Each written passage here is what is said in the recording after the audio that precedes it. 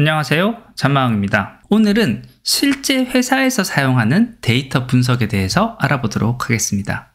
본격적인 내용에 앞서서요, 한 권의 책을 먼저 소개를 하고 시작을 할까 합니다. 바로 이 책인데요. 사실 제목만 보고 별로 기대를 하지 않고 봤던 책인데요. 기대 이상의 내용을 담고 있어서 꽤 괜찮은 책이었습니다. 실제 이 책에서 다루고 있는 내용은요, 실무에서 가장 많이 사용되는 분석법 17가지에 대해서 다루고 있는데요. 제 영상에서는 방법을 하나하나 다루지는 않을 거고요. 제가 이 책을 읽고 이해한 내용을 기초로 해서 제 경험을 좀 녹여서 실제 회사에서 사용하는 데이터 분석에 대한 의견을 좀 정리를 해봤습니다. 지금 영상에서 다루는 내용은 실제 책의 내용과는 좀 차이가 있으니까요. 그 부분은 좀 감안해 두시고 보시면 좋겠어요.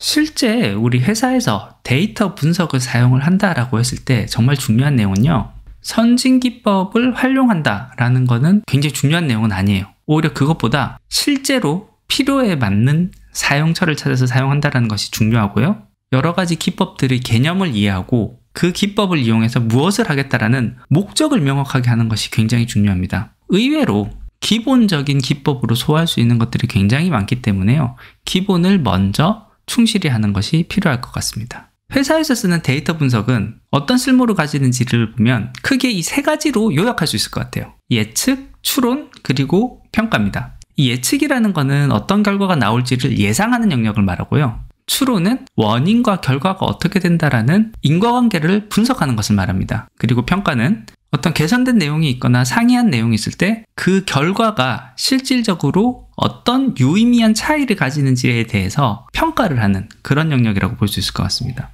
요거를 하나하나 좀 살펴볼게요. 예측의 경우는요, 예를 들자면 특정 위치에 가게를 차리면 잘 될 것인가? 라는 것을 시뮬레이션을 하는 경우를 생각을 해볼게요.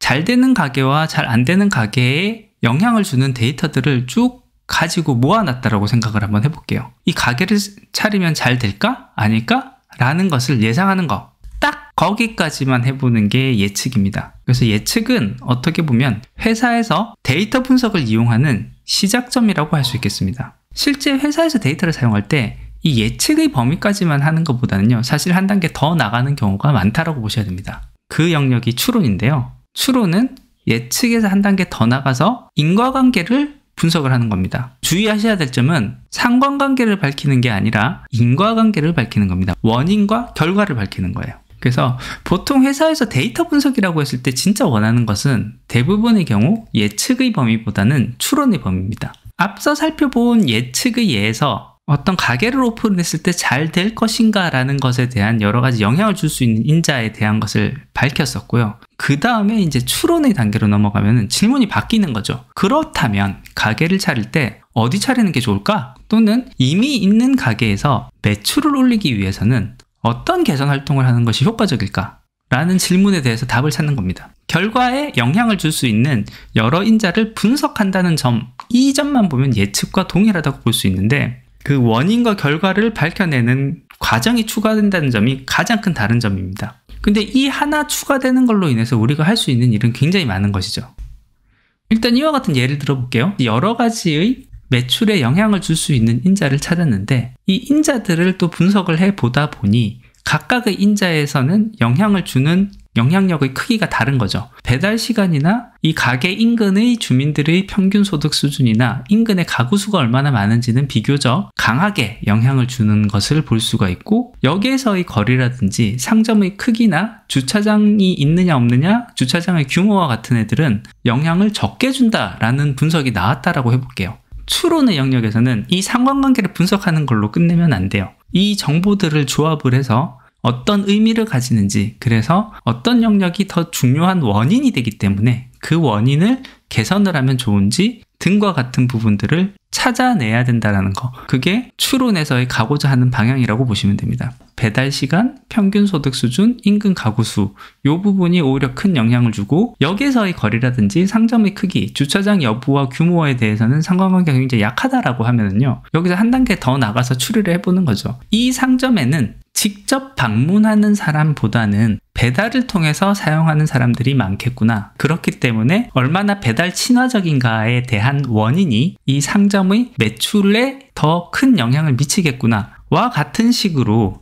한 발 더 나간 분석을 해내야 되는 것이 이 추론의 영역입니다. 그래서 그를 통해서 어느 위치에 상점을 잡는 것이 더 유리한가 라는 것, 그리고 매출을 높이기 위해서 어떤 활동을 할 수 있는가 등과 같은 그 다음 의사결정을 하고 그 다음 단계로 우리가 뭘 해야 되는지를 판단할 수 있는 근거를 찾게 되는 거죠. 그 다음은 평가입니다. 회사에서는 어떤 식으로든 끊임없이 변화를 하기 마련이고 그 변화가 실질적으로 효과가 있었는지를 검증하는 과정을 끊임없이 반복할 수밖에 없습니다. 효과가 있어? 라는 것을 밝혀보는 거죠. 앞서서 추론을 했을 때 배달 친화적으로 가면은 이 상점의 매출을 높일 수가 있겠구나 라고 해서 배달 시간을 단축하는 효과를 내는 방법을 찾았다라고 해볼게요. 배달 시간을 단축하기 위해서는 가게 입장에서도 투자가 좀 많이 들어간다라고 했을 때 모든 가게에 한꺼번에 적용을 한다거나 이런 식으로 하는 것보다는 특정 샘플 지역에다가 한번 개선을 먼저 적용을 해보는 거죠. 실제 매출이 늘어났는지 아닌지를 기존의 상점들과 비교를 해보는 거예요. 개선 활동을 한 것이 실질적으로 효과가 있었을까? 라는 것에 대한 것을 평가를 하는 거. 이게 굉장히 중요한 부분이죠. 회사의 목적은 어떻게 보면 사실 굉장히 명확해요. 비용을 최소화하고 효과를 최대화해서 돈을 가장 많이 버는 방법, 그것을 찾아야 되는데 그 효과가 어느 정도인지에 대한 결과를 수치로 따지고 비교해보기를 원합니다. 그래서 이와 같은 형태로 평가가 된 수치는 곧 나의 업무의 평가로 이어질 수가 있습니다. 그렇기 때문에 회사에서 활용하는 데이터 분석 업무 중에 오히려 가장 중요한 업무가 평가 업무라고도 할 수 있을 것 같아요. 그래서 지금까지 예측, 추론, 평가라는 이 데이터 활용의 영역을 살펴봤는데요.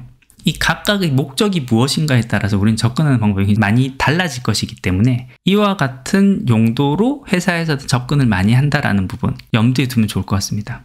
그리고 여기서 한번 딥러닝의 영역을 한번 좀 다시 짚어볼게요. 이 딥러닝이라는 거는요, 현재 예측이라는 영역에서의 최강자라고 얘기를 할 수가 있습니다. 어떤 제한된 범위 내에서는 정말 지금까지 최고의 성과를 창출을 해내고 있습니다. 기업에서 많이 활용되는 영역은 영상이나 제품을 추천을 한다든지 어떤 이미지를 인식을 한다든지 와 같은 특별하게 정해져 있는 제한된 범위 내에서 활용처가 늘어나고 있어요. 제한된 범위에서는 최고의 성과를 창출하는 것은 맞습니다.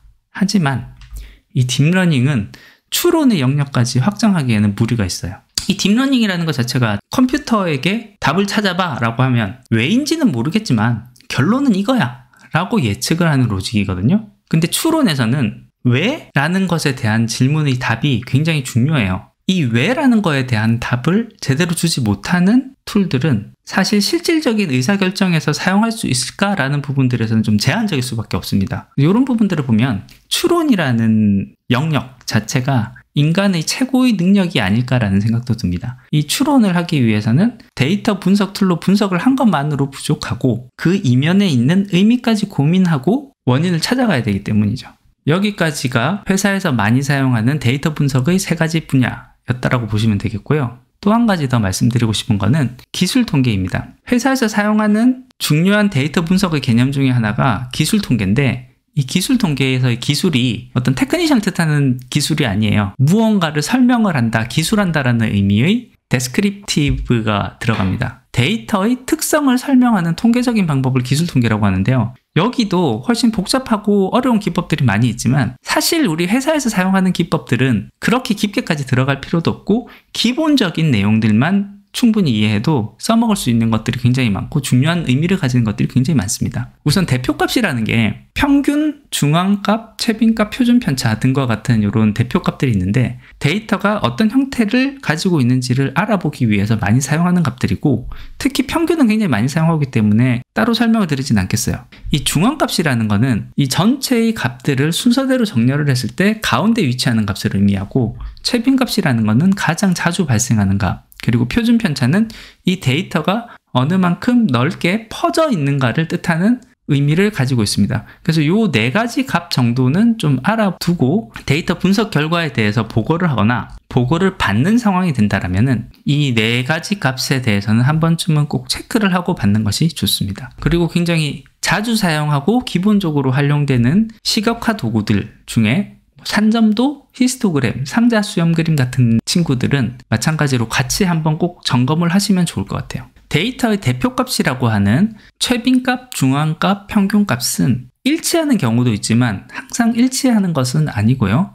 지금 보시는 히스토그램과 같이 왼쪽으로 약간 쏠린 형태의 이런 데이터 분포를 가질 때는 평균값보다 중앙값과 최빈값이 왼쪽이나 오른쪽으로 이렇게 쏠리는 이런 현상이 발생을 할 수가 있습니다. 어떤 평균이 어떤 의미를 가지는 경우도 있겠지만 경우에 따라서는 최빈값이 더 중요한 의미를 가지는 경우도 있기 때문에 내가 지금 활용하고자 하는 데이터가 어떤 데이터인가에 따라서 다르게 항상 생각을 해야 됩니다. 그렇기 때문에 이와 같은 데이터 구조를 알아보기 위해서라도 시각화 기법들 중에 몇 가지 기본적인 기법은 꼭 한번 쓰는 것을 추천을 하는 겁니다. 시각화 기법 중에 많이 사용하는 것 중에는 일단 산점도라는 게 있어요. 그래서 산점도 같은 경우는 어떤 두 가지 인자가 있을 때 점을 이렇게 쿡쿡쿡 찍어버리는 거죠. 서로 어떤 영향을 주고받는 관계가 있을 것인지 아닐 것인지를 판단을 하는 거예요.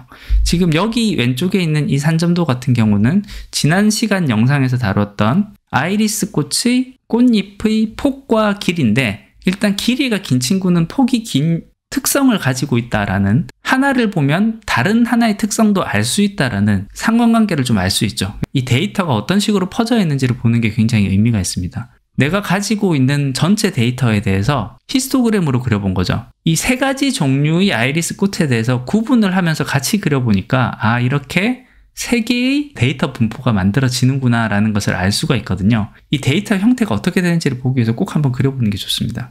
그 다음 상자 수렴 그림인데요. 이 상자 수렴 그림 같은 경우는 아까 앞에서 보셨던 이와 같은 그림이 있을 때 박스를 하나 그리고 그 다음에 수렴을 이렇게 길게 그리는 형태로 표시를 한 겁니다. 이 상자 수렴 그림은요, 중앙값과 굉장히 밀접한 관계가 있다고 보시면 됩니다. 이 상자 수렴 그림에서 이 가운데 있는 이 선이 2분의 1 지점 중앙값을 의미하는 부분이고요. 이 앞에 있는 이 박스가 만들어진 이 경계 부분, 여기가 4분의 1 지점, 여기가 4분의 3 지점을 의미합니다. 이 수렴의 길이는 보통 이 박스에서의 이 길이의 1.5배 정도까지를 그래도 정상적인 데이터라면 여기까지 분포를 가질 거야 라고 생각을 하고 이렇게 표시를 해준 거예요. 그리고 여기서 벗어나는 값들은 만약에 값이 있으면 이렇게 점으로 따닥따닥 이렇게 표시를 해주는 거. 여러 가지 분류된 데이터에 대해서 어떻게 데이터가 퍼져 있는지를 보고자 할 때 모든 데이터를 히스토그램으로 그리면은 좀 그림이 많이 복잡하고 서로 비교를 하기가 좀 어려울 수가 있어요. 그래서 그런 상황이 있을 때는 박스 플롯으로 이 히스토그램 전체를 좀 대신하게끔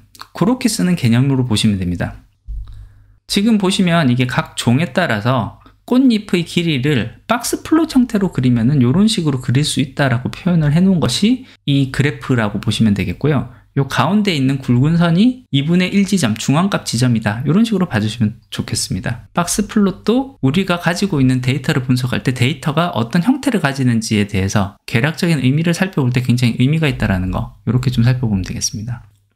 그래서 지난번 아이리스 분석을 할 때 보셨던 이 한 번에 뽑아보는 요 비교표 같은 경우도 사실 한눈에 보면서 어떤 의미를 찾아보는 의미가 있는 부분이라고 볼 수가 있고요. 그래서 이 내용들에서 보면 이와 같은 산점도를 통해서 상호 관계가 있는지 없는지에 대해서 추측을 먼저 해볼 수 있게끔 기회를 제공하는 것. 히스토그램을 이런 식으로 그려줘가지고 이 데이터의 분포의 의미가 어떤 식으로 되는지를 보여주는 것. 그리고 박스 플롯을 통해서 어떤 식으로 데이터가 분포를 가지고 있다는 것을 보여주는 것. 이와 같은 형태로 우리가 보고자 하는 데이터가 계략적으로 어떤 형태를 가지고 있는지를 미리 한번 보고 그 다음 분석에 들어가는 것이 굉장히 의미가 있습니다. 예, 이제 결론입니다. 회사에서 진짜 데이터를 쓰려면요, 먼저 목적이 명확해야 됩니다. 이 목적을 통해서 예측을 할 거냐, 추론을 할 거냐, 평가를 할 거냐, 이 부분을 명확하게 해줄 필요가 있습니다. 오히려 기본적인 툴들이 굉장히 강력하다는 것, 이 점도 알아주면 좋을 것 같아요. 그 핫하다는 머신러닝, 딥러닝도 만약에 목적에 맞지 않게 사용을 하게 되면은 so what? 그래서 어쩌라고? 뭘 하면 좋은데? 라는 거에 대해서 답을 못해요. 무엇을 해야 되는지에 대한 답을 못하는 딥러닝이나 머신러닝과 같은 최신 기법은 오히려 의사결정을 하고 일을 하는데 혼선만 줍니다. 그렇기 때문에 무엇보다도 가장 중요한 것은 목적이 명확해야 된다는 거, 이 점을 알아주면 좋겠어요. 데이터 분석을 통해서 일을 한다라고 하면은 업무를 지시하는 입장이 있을 것이고 업무를 실행하는 입장이 있을 거예요. 각각의 경우를 좀 나눠서 살펴보면요, 데이터 분석을 지시를 할 때는 목적이 무엇인지를 명확하게 전달하는 것은 당연히 기본이 되어야 되고요. 결과를 보고를 받거나 할 때는 기초 통계 정도는 체크를 한번 해보고 사용한 기법들이 어떤 것인지에 대한 기본 원리는 한번 이해를 해보는 그런 과정이 꼭 필요할 것 같아요. 그리고 데이터를 분석을 할 때는요, 더더욱 리더가 원하는 원칙가 무엇인지를 한 번 더 물어서 정확하게 목적을 잡고 예측을 할 것인지 추론을 할 것인지 평가를 할 것인지에 대한 것을 정하고 분석을 시작을 하는 것이 꼭 필요하다. 이렇게 봐주면 좋겠습니다. 네, 오늘은 이렇게 회사에서 진짜 써먹는 데이터 분석에 대해서 알아봤습니다. 지난번에 자동화, 정보화, 지능화 그리고 DX에서 내 일자리를 컴퓨터에게 빼앗길지도 모른다라는 위기감을 제가 이야기를 했었는데요. 그때보다 조금 더 공부를 한 지금은 그 당시에 비해서 약간은 막연한 두려움에서는 조금 벗어난 것 같습니다. 어떻게 보면 이 DX에서 정보화, 지능화 영역이라는 것도 데이터가 일하는 방법을 알아서 컴퓨터가 데이터로 일하게 하는 법을 익히는 것. 이게 진짜 중요한 기능이 아닐까라고 생각이 들고요. 컴퓨터가 일한 그 결과를 받아서 이것을 활용해서 보다 가치 있는 일을 하고 의사결정을 내리는 방법을 익히는 것. 이게 진짜 우리가 취해야 되는 방향, 나가야 될 방향, 그리고 갖춰야 될 역량이 아닐까라는 생각을 합니다. 우리 컴퓨터가 처음 보급이 되고 확산이 되었을 때 이 컴퓨터는 처음에는 전산 관련 지식 노동자의 전유물이었었는데 지금은 일반적인 지식 노동자의 일반적인 도구가 됐어요. 데이터 분석 또한 데이터 전문직, 제가 말씀드리는 데이터 전문직이라고 하면 데이터 사이언티스트, 데이터 엔지니어, 데이터 아날리스트와 같은 이 데이터를 전문적으로 다루는 전문직 인원들만의 전유물은 아니라고 생각을 합니다. 이제는 우리 일반 지식 노동자들도 데이터에 눈을 뜨고 활용을 해야 될 때가 아닐까라는 생각을 해봅니다. 예, 오늘 준비한 것은 여기까지입니다. 조금이라도 도움이 되셨다면 구독과 좋아요 부탁드리겠습니다. 끝까지 들어주셔서 감사합니다.